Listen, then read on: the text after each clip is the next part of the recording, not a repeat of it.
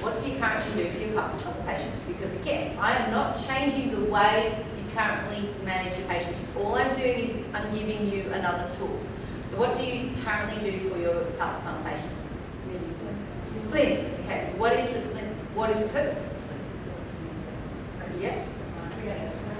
Sorry, creating space. What else? Sorry. Reduce the inflammation. Reduce the inflammation. How though?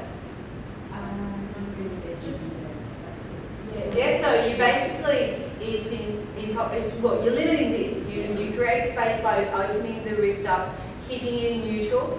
Control swelling. Control the swelling. Mild on the deviation on some of these splints as well. Okay. What muscles are tight typically then? The retinaculum is tight. The retinaculum is tight, so flexors are tight. Okay. The retinaculum is tight. The flexors can be tight as well. What then would be weak correspondingly? Extensors. Okay. So in terms of your management, you're thinking, I don't like the flexion in through here, so possibly I want to facilitate extension. The extensors are probably struggling, so I want to facilitate the extensor mechanism. Flexors tight, the retinaculum is tight, so my intent is to open up the retinaculum. I want to split up the carpal row because if that's flat, it's going to put more pressure on the carpal tunnel, so I want some stability in the joints. So again, you're thinking about all these things, you're thinking, okay, I want all these things happening, I get Kinesio Tape to help me. Okay. That's your rationale. Okay, so my tape is going to relax the flexors. I want to stimulate the extensors. Yeah. Then after that, I'm going to come through and stabilise the wrist. And in stabilising the wrist, I want to get a little bit of traction on the retinaculum if I can. With this wrist stability taping, if I can get some more stability in the wrist, I can prop up the carpal row, and that will then support the tunnel, and then I'll retest everything. Does someone have carpal tunnel?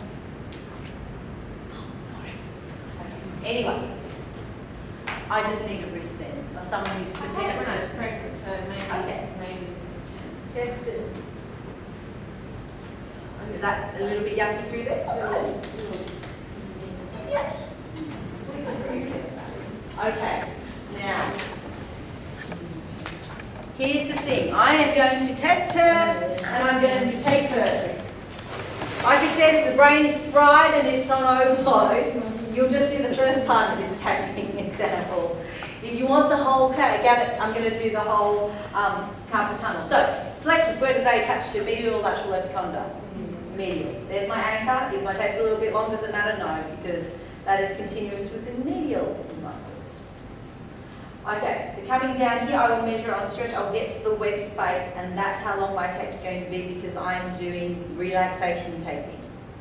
I'll fold my tape in half to orientate myself to how long my tape needs to be. I'm going to turn her around.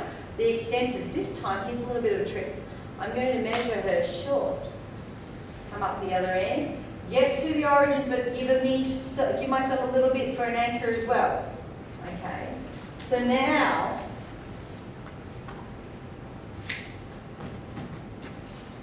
I have a strip. One's going to the extensors, one's going to the flexors. Can you see that it's one shorter than the other? Make sure you get the short one onto the extensors. I've stuffed up before. It only takes once to never do it again. Now, what I'm going to do is I'm going to get some finger holes to slide her fingers through. Now, I'm going to cut those finger holes by making triangles. Okay, can you see that? Okay. As I open it up, it becomes a diamond that she can feed her fingers through. So if she's got really large fingers, say for instance she's got a gigantic diamond ring on one of her fingers, then in order to get over the gigantic diamond ring, or the gigantic thumb or finger or whatever it is, or toe that you end up doing. Rather than making my triangles wider, can you see how if I make it deeper or taller, I get a bigger hole? Okay, so anecdotally, do not make that space in between your triangles less than 5 millimeters because it doesn't last as long then. Okay. If they're too wide as well, they become a bit annoying on the web space. So it's a fine line. Okay, so I've got 3 diamonds in through there. Now, here's the thing. I've told you that in, when I want to relax, I start from insertion to origin. If I want to strengthen, I go the opposite way. Well, if I do my extension, I'll go from here, and I get to this point here, and then I've got to fiddle with the fingers. You bend right back to fiddle, feed through, and all that stuff. So it's not practical, is it? So in this case, I'm going to feed the fingers through first. I'll check which one is which. So I'm going to tear my tape in the middle. I'm going to feed her fingers through the diamond pieces. Okay, get it down, because it's more practical just to start there. Okay. I don't want any pressure on her web space, so this is just an anchor. So from here, she's going to extend her finger down, and I'm just getting the tape on with no tension because it's just an anchor on her palm. Okay, light tension. Extend the wrist out. Now, if I had bothered to do an assessment fascially, I could actually do a jiggle, or whatever the case may be. Okay, and then anchor at the end. You see how you're starting to combine a couple of really great techniques together now. On the other end, this is another anchor, so I'm going to get her to stretch it down, no tension, because I don't want her web space to have that pressure pulling through her fingers. So from here, I've got this new anchor. Here's the trick. I'm going to do something really special. I'm going to put her into a short position. I'm going to stretch this tape, and I'm going to stretch it with about 50% already. At the end here, because I'm playing with high tensions, I anchor that on. Now, can you see the skin, how it's sort of gathered up through there? I don't want the skin to fold up on itself, so I'm going to stretch the skin up. And then what she's going to do is she's going to flex. But remember, in my carpal tunnel, most of my splints, some of my splints have a slight ulnar deviation, don't they? So I'm just going to move this tape over to her ulnar styloid, so that when she actually the tape lays down, it's going to give a little bit of a pull in that direction. Can you see how I can do that? So just pop that tape over onto her ulnar styloid, and then flex. And then I rub this tape down. So now what she'll feel is this overwhelming stimulation to sort of keep her wrist sort of propped up just a little bit. You actually have to work to come down. Okay. If I want more stimulation, what do? I just take another piece over here and do the same thing. Add a second piece. Remember, if I know I want 2 pieces, so the large limb, you're worried about the skin health, light tension the first layer, second layer, higher tension, so that the stimulus is on the tape rather than the skin. Yeah? Now, I've got that bit going, so I've got my extensors being facilitated. She feels it. I've got it. You get this neutral position. Yeah. It maintains neutral position, stops her from flexing down. I've got a slight ulnar bias to it, so that the tape's pulling her slightly into ulnar deviation. I've got my flexors going. Now I need to stabilise the wrist and give some carpal support. So that's the next bit. I do need to borrow someone's blue tape because I've only got black and you won't be able to see I'm using black. How do you measure the wrist? How much tape do you use on the wrist? So everyone's wrist is a different size. So what you now do is you measure the tape from one end around the wrist till you get to the other edge of the tape. That's how long your tape's going to be. So everyone's going to be a little bit different in their length, but if you measure it like that, you'll get the right amount each time. Now you'll have to take good notes on this one. But I'll draw it on her wrist there so you can see. I need to put this tape onto her ulnar radius and onto her carpals as well. So I'm going to draw the ulnar styloid there so you can orientate to where you need to go. For this particular condition, this particular taping, by the way, is excellent for trifibre cartilage complex as well. Yep. Okay, so I'm going to fold my tape in half. It's a bit of that space correction, but I'm not going to pull anything. I'm going to tear it back. And what I'm going to do is put my tape down on my radius and ulnar, and I'm going to put it with no tension. This is an anchor in the middle. Right there. So half of the tape is on the ulnar, and half of it's on the carpals. Now, I want to stabilise the wrist. What I'm going to do is I'm going to push the ulnar down, lift the carpals up. Now, as I do that, can you see how she ulnar deviates for me? Can you see that position? I'm going to bring the two joints together, hold that, lock it off, mechanical correction. Come around, okay, so it's about 75% tension.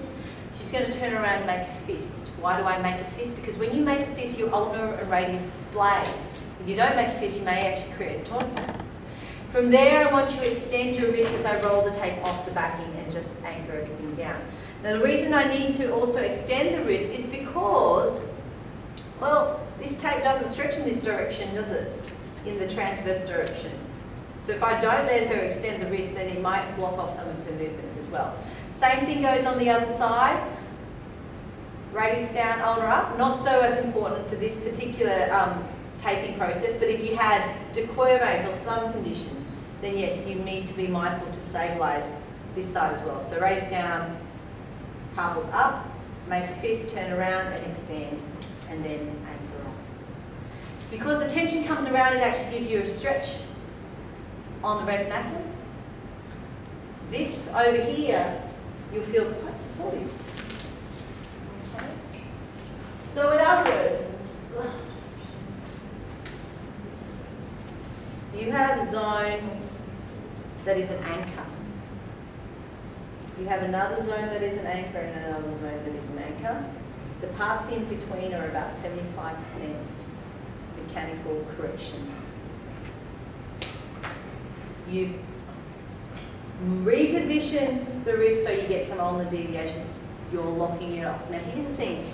For hand therapists, it seems a bit contradictory because you're pushing the ulnar down and lifting the carpals up. But what happens is the ulnar and radius are bigger bones than the carpals, right? So they'll pretty much stay where they are. It's the carpals that ultimately end up moving. So what happens is when you push this ulnar down, push this radius down and lift the carpals up, what you end up doing is, let me just borrow your paper here for a tip, you do that. You've just propped up the carpal row and created the space in there. Does that make sense? So when I push, radius down, lift this up, I'm doing this side. And then I prop up the other side. I've just created my carpal row, created space, created a bridge. Do that movement again. How's that feel? Okay, now she doesn't really have carpal tunnel, but that's improving anyway. But in a real carpal tunnel person, you'll notice some changes. Okay, so can you see how your rationale, what it is that you intend to do with your management has not changed, but you're just getting the tape to facilitate what you want to achieve. Okay, so we've got joint stability, we've got the ulnar deviation, we've got the facilitation of the extensors, we've got relaxation of flexors, covering all your bases there. Okay, so do you want to practice that one or do you want to have lunch first? Lunch first, then practice. So digest the information. Cartilage. You're concentrating On the ulnar. So for TFCCs, guys, concentrate on the ulnar side. If you cut your tape pretty accidentally short, make sure you have enough to cover the ulnar side. If you have thumb conditions, then make sure you cover the radial side. But the actual manual handling is the same. After lunch, I will physically go through each and every one of you to show you what it should feel like in terms of the stability in the wrist, so that you make sure that you critique the person applying the manual correction on you, that they have that while they lock that position off, okay?